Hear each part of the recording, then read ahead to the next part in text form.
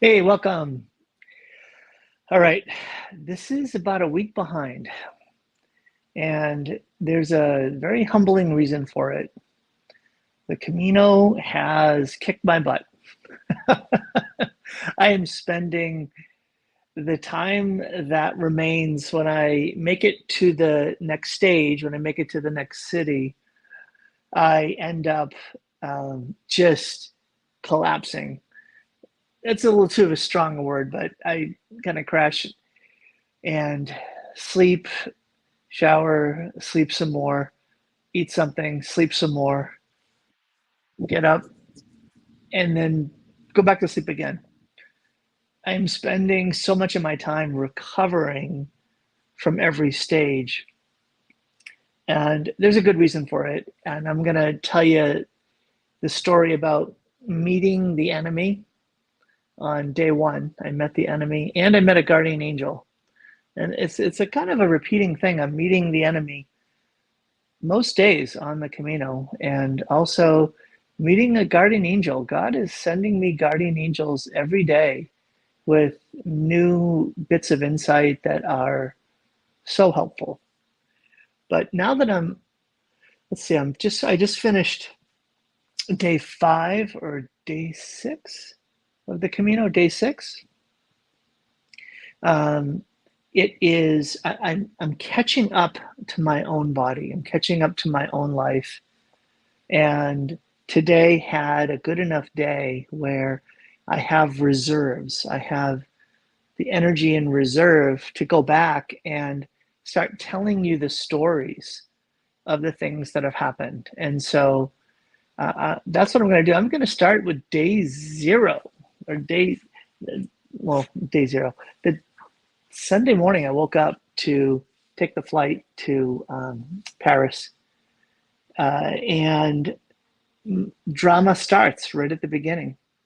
I think I already told you the drama started on day 0, the night before, when I put everything into my lumbar pack. I was going to choose the most minimal path possible and therefore not even need a backpack. Yeah, that didn't work out. My back was killing me when I'd stretched a muscle or strained a muscle, and I had to just throw everything into a purple backpack. There you go. Very humbling. My daughter Luciana's school backpack has become my hiking pack. So all of the 2 months of training and looking stuff up and getting stuff pulled together, and in 7 minutes on the night before I'm leaving, I get one of my kids' school backpacks, and I've got to throw what I have into that. And you know what? God, it worked it out. God worked it out. It was actually a gift, because if I knew I was taking a backpack, I probably would have filled the backpack. And instead, the backpack essentially just took the the things that I had intended to take in this much more tiny pack. So my backpack had room in it, which has been super helpful, having some extra space in it.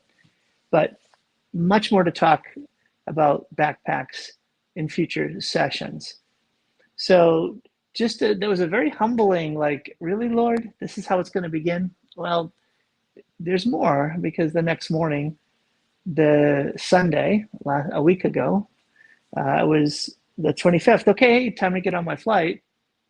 And the text when I woke up really early, like 5 in the morning, it was, hey, your flight to Salt Lake City, where you're going to catch your plane to Paris, is delayed. Your flight to Salt Lake City is delayed, and you know what? You might not that flight may not make it in time. So we recommend that you change flights. And I'm like, really?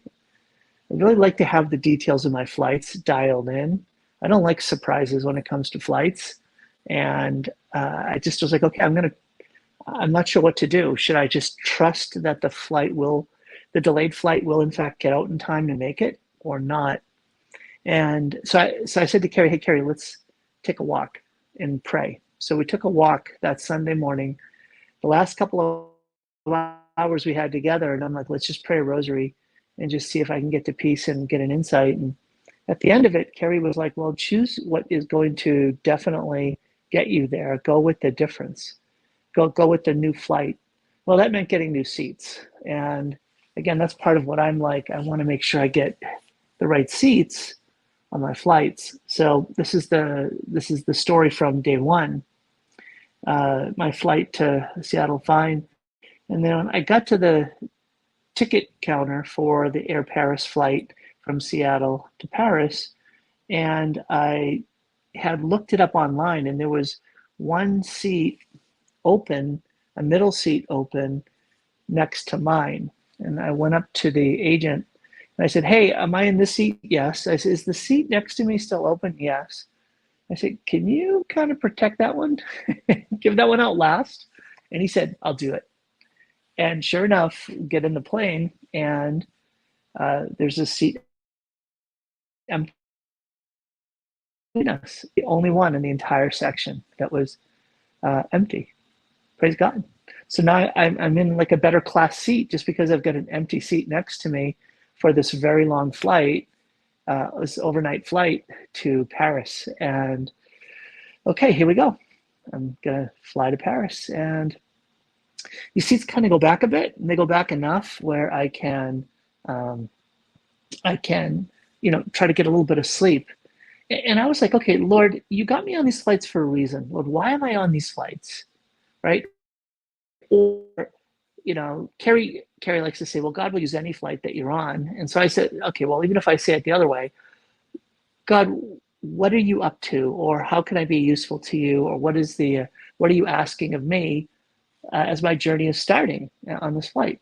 And I thought, oh, well, maybe it's the woman at the window. No, she wasn't interested in any kind of chatter, and I just let her be, and I'm just going to pray. So I just prayed, and then in the middle of the night, in this overnight flight, the woman in front of me, just immediately in front of me, starts yelling. She was probably a mid-50s woman, and she is yelling and pushing. She's pushing at the seat in front of her. And her husband is trying to calm her down, but she won't calm down. And she's so loud that it not only woke me up, but they had two flight attendants next to her trying to talk with her. And she was fit to be tied. She was not going to calm down. And her issue was that she had her seat up, right? So she didn't have it back to try to sleep. She had it up. Well, the person in front of her had her seat back.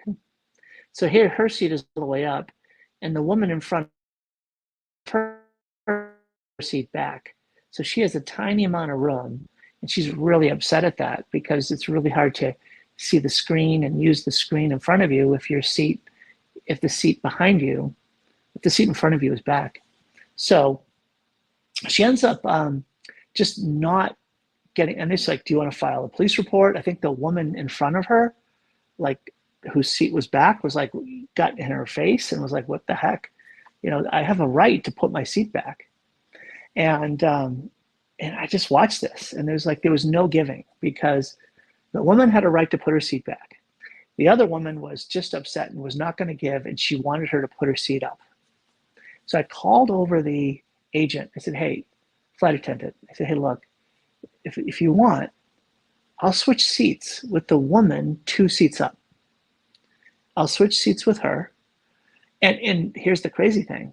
She was sitting next to her husband, and there was only, well, guess what? There's an empty seat next to me. I said, why doesn't she and her husband come back to my row, and I'll take her seat, and I won't put it back. I'll just let it be up. And the flight attendant was like, why would you do that? And I just thought, oh, here's my penance and reparation. Here we go. So I got to do some penance and reparation and made the switch. They were happy. Carrie was like, yeah, I'm sure they were happy to make the switch. They made the switch and they got to put their seats back. I moved up there. I didn't put my seat back. And I ended up meeting Claudio. And that was the gift. The Claudio was in the window seat in the row where the couple just left. And we ended up having a great conversation about God and faith. And what opened the door was my willingness to make an act of sacrifice. And so it's amazing how God will give you opportunities to do little acts of sacrifice. And so even on the journey. And so I hope that that's something for you to think about and maybe consider, that God's going to give you a chance to make a little act of sacrifice or reparation or penance. Take it like that. And it wasn't something that I was imposing on myself. It was something that emerged, and I just chose to say yes to it, and ended up being a blessing. So the conversation then with Claudio, it lasted, we talked for a couple hours, and it was really interesting, where it just opened up things for him in terms of like to talk about God and faith. And there's a theme here in this first week. And the theme is there are a whole bunch of people out there who are brought up Catholic and who are no longer Catholic. Surprise, surprise. But really, this is kind of the most common status that I've encountered on the Camino from beginning to end, right? From the beginning, from the plane to the train, which we'll get to in a minute, to this first week. The most common situation is I grew up Catholic and I'm no longer practicing my Catholic faith. I'm spiritual, not religious. I'm not, I don't think about religion, etc. Brothers and sisters, that is a suffering. That is a pain. There's a real loss there. That just to say it out loud, it's just important that we really ponder that. Okay, so I'm like, okay, so God got me to this seat to make an act of reparation, to create this goodwill. And all this goodwill came because I was willing to do this. I became the agent's favorite guy, the flight attendant. He's like, can you fly on all my flights? I guess this is a very common occurrence. And he's like, what do you want? I'll bring you anything. It was also some water. And so he brought me just a big container of water, like 1.5 liters, not just a little glass.